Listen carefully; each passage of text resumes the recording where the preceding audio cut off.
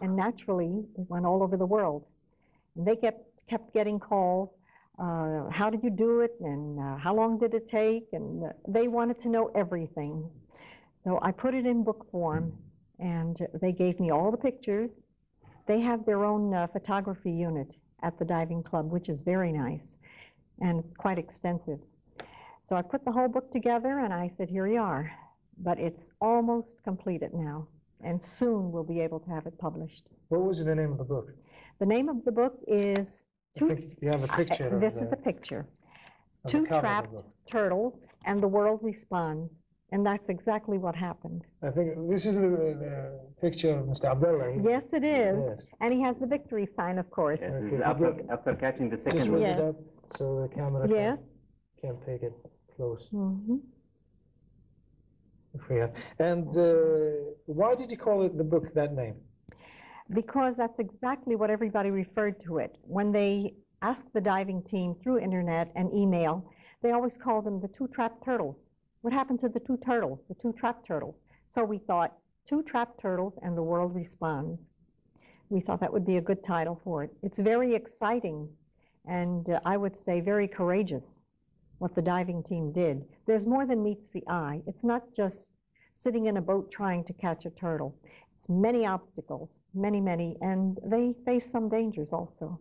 But they were brave, courageous, and they would not give up until the job was successfully completed. What were the chapters of the book? The chapters of the book are, the first chapter is the story of the turtles, how they were trapped and how they were rescued.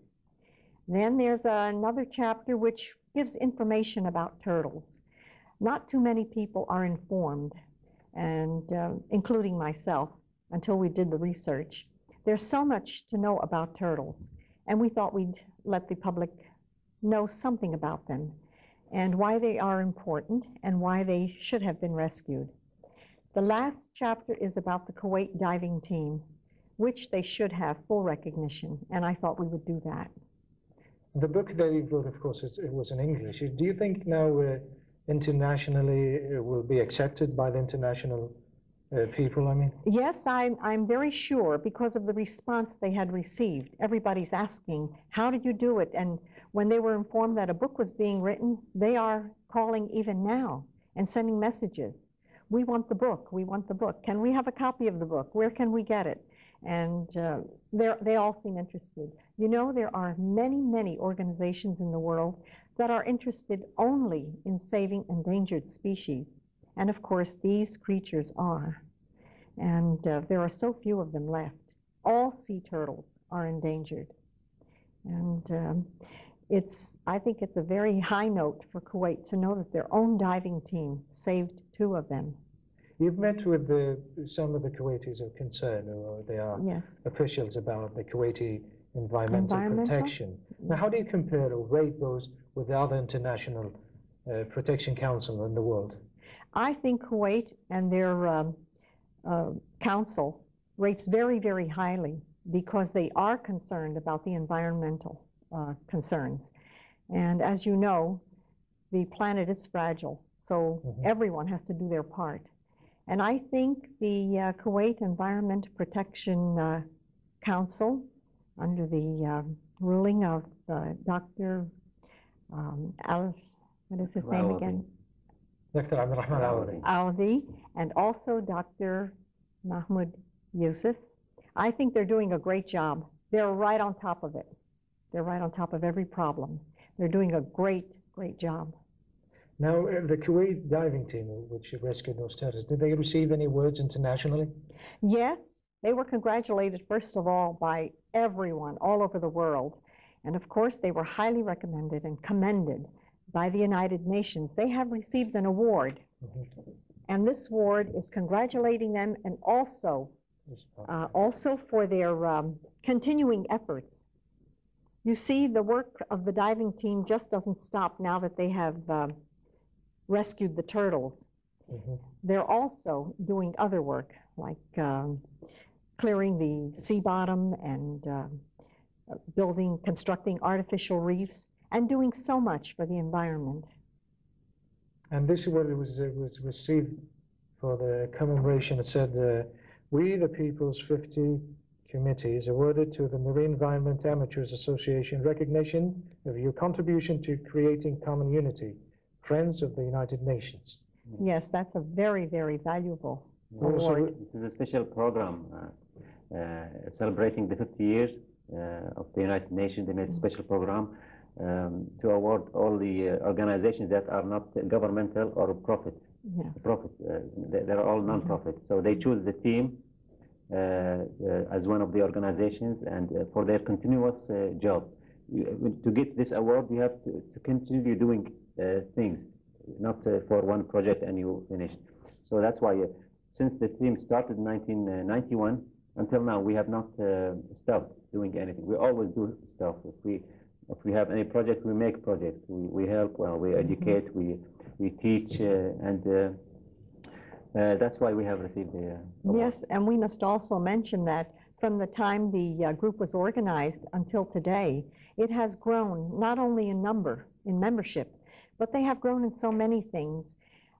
They may have a number of the members working on one project and so many working on another. They have a photography unit, they have a computer center and internet, and they have a workshop. They have an international diving school. They have international instructors. And they have a beautiful library containing many books and videos on all sorts of safety rules and scuba diving and fishing and just cleaning the environment. And it's really helping a lot. Now for the Kuwait diving team, do you have any training sessions that will come in the future? Like, for instance, you go to the States or you go to Europe to have training for this? Or just Kuwait? Yeah, to get a certificate for scuba diving, the first license you have to get is open water, which is the first class. And this is when you get this license, you can scuba dive anywhere in the world. Say if you go to Egypt or if you go to the States and you want to dive, you cannot rent the diving equipment without this license. So it's like a driving license. Exactly. It's like a driving license. Yeah, we give that. We have 3 or 4 instructors, international diving instructors, who could give you a license where you can dive anywhere in the world. And the open water license, the course takes only maybe a week or 2 weeks, and then you are qualified to dive. This license, you take it from which country? I mean, the headquarters. There are many different schools in the world. I see. Well-known schools. There are 2 in the States. PADI, which is a good school, PADI and NAWI, and there is a French school which is called CIMAS, and there's a British school which is called Aqua Club or something like that.